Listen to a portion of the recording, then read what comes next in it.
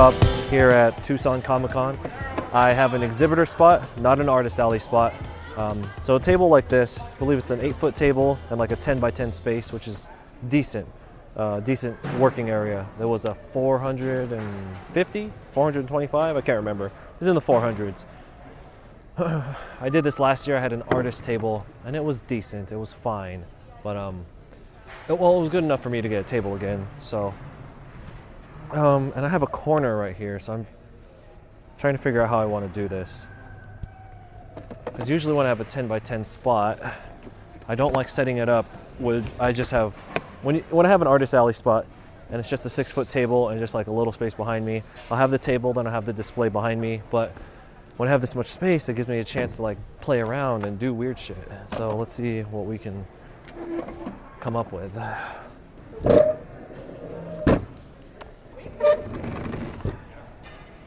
Yeah, I'm right by the celebrity signing period. Actually, I think they promised me a second table period. 1 second, I'm gonna go check. Hi.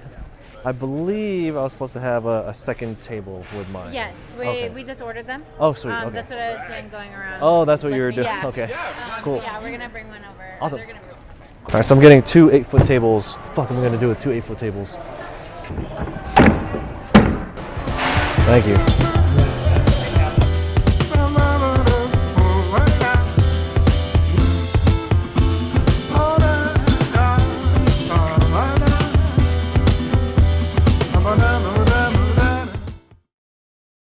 Attention, ladies and gentlemen. 4 minutes till the doors open. 4 minutes. You guys are great. You're the best. We so appreciate that you're here with us for our 10-year anniversary. We can't thank you enough. And let's get ready to round up.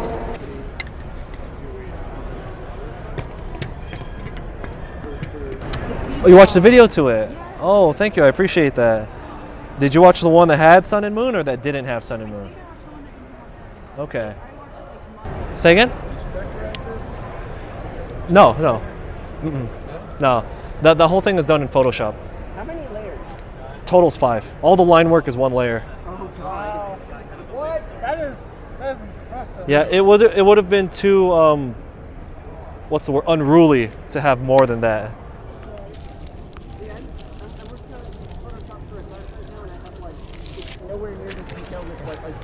Well, it is. It's 11,000 by 18,000 in resolution, so I didn't need to. Yeah. When you hear it, keep on trying to get near it. A little rhythm for your spirit. Oh, that's what it's for. Come on in, here's the door. Now I've seen the star get high, wasting time in the sky. He thinks it's easy to fly.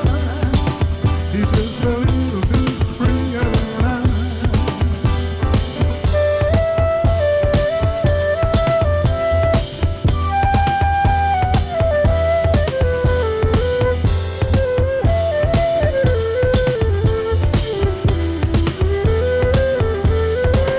Oh, okay.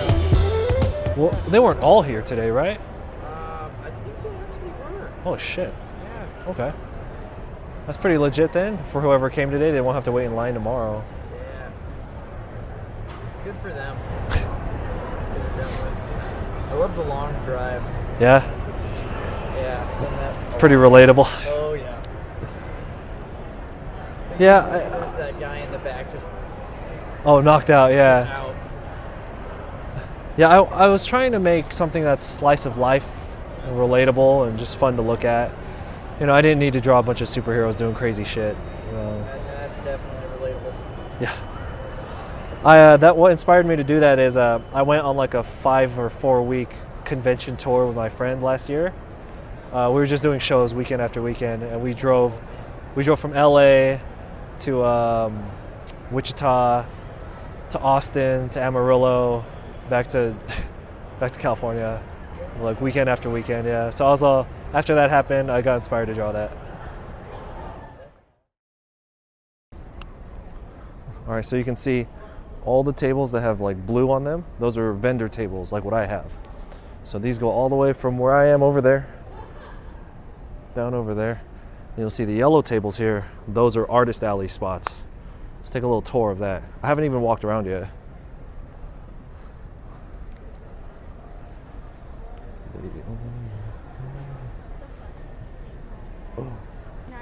Yeah?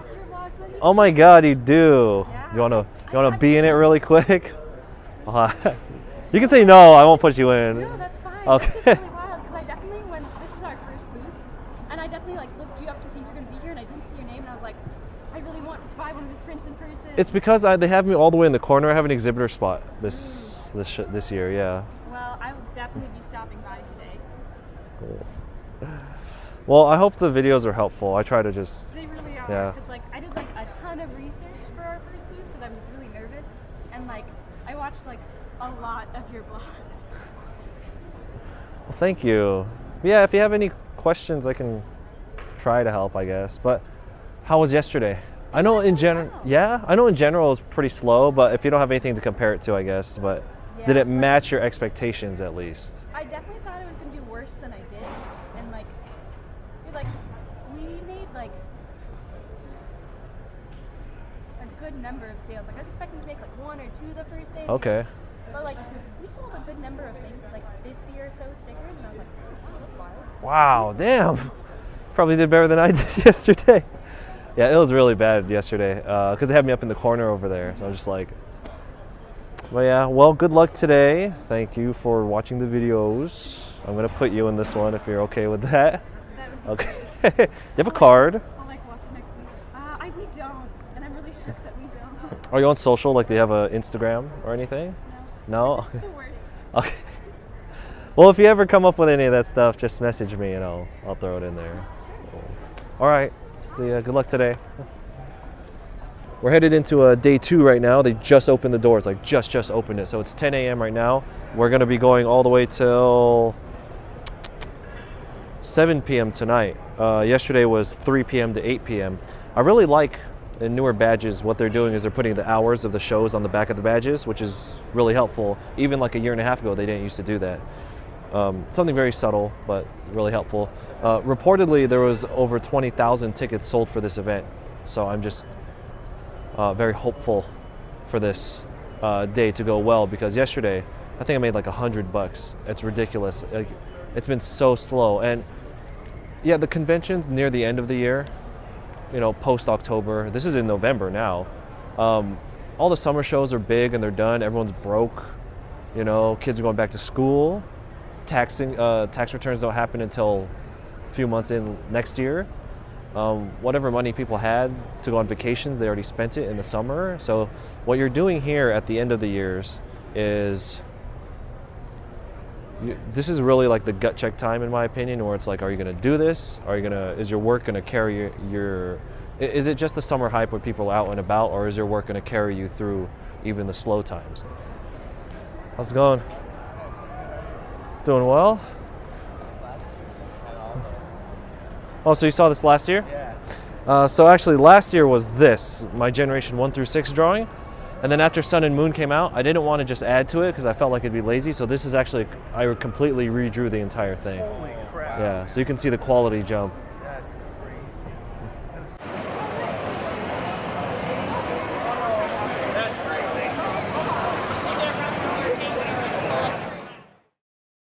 I don't know if I showed you guys my new business card, but I used to have a very, very professional looking business card. You know, it was just like, one side had all the social, had my name, on the back side had a nice image on it, you know, very generic, but it wasn't yielding any results. So as professional as it was, I needed to kind of change it up because I was just like, I'm tired of this. It wasn't yielding any results. So the front side of my business card, hopefully it'll focus up on that. Come on.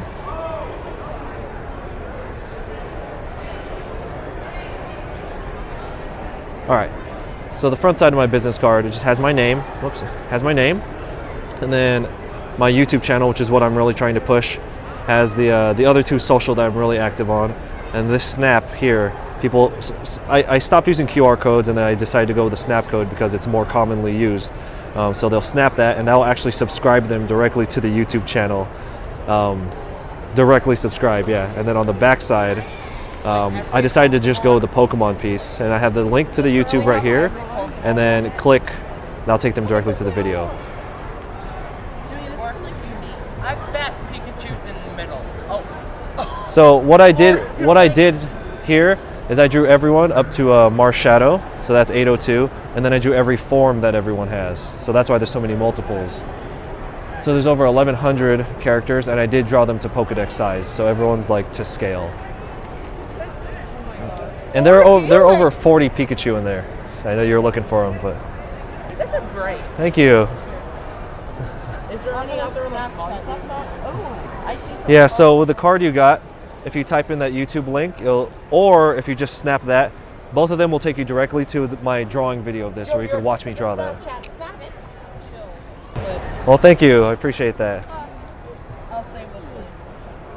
I'm gonna keep your card. Yeah, just keep the card and Thank you. thanks, I'll guys. remember this. Yeah, remember I'm in the very back corner of the room. So there you go. Yeah, I remember that. Like that big execute on Warlord. I'm pretty sure that was like The old Sprite. yeah, the old Yes. Sprite. Thanks, guys. I'm gonna have to go over there. All right, thank you. See that? My old business card, even the cards I had with the QR codes on it, were pretty much useless. Like they didn't result in anything. I just got an extra view on this. Probably going to translate into a subscriber for no reason other than that it's on the card now. Now there was a social media expert who I was talking to, and if you're watching this, I'm not trying to talk shit on you, but it's just real talk. I had a social media guy come up to me and was questioning me about the business card. He liked the idea of it a lot. She was straight up like, hey, that's really cool, that's clever, you're being resourceful. But he was curious as to what the point was. Because you go on Instagram and there are a lot of these chicks, they have like 125,000 followers, but they're flipping burgers at Wendy's in real life, you know? Because what they're doing is, what they're doing online with their followers is not directly translating into, let's say, money or their career. However, my YouTube channel is directly linked to everything that I do. So for me, this is going to work for me. I'm not saying it's necessarily going to work for you, but it's been boosting traffic to all my, my YouTube channel, which is my main hub, was where I'm most active. So anyway, this is probably one of the best decisions I've made. Pretty happy with it. And I would recommend that you guys give it a shot.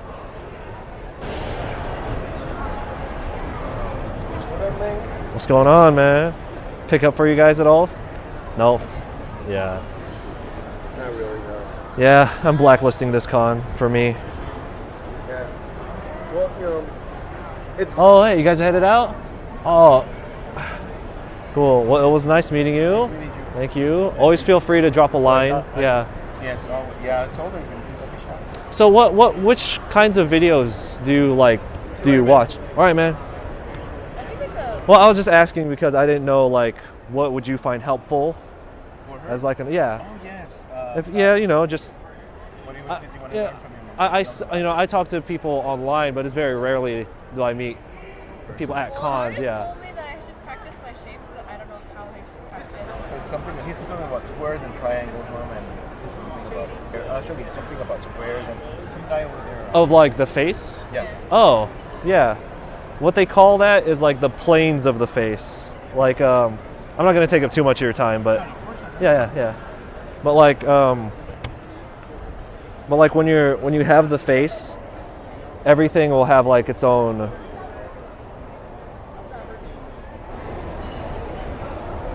Technically, everything has its own plane on the face, so that when you start shading something, I can't remember I know the planes of the chin are like this.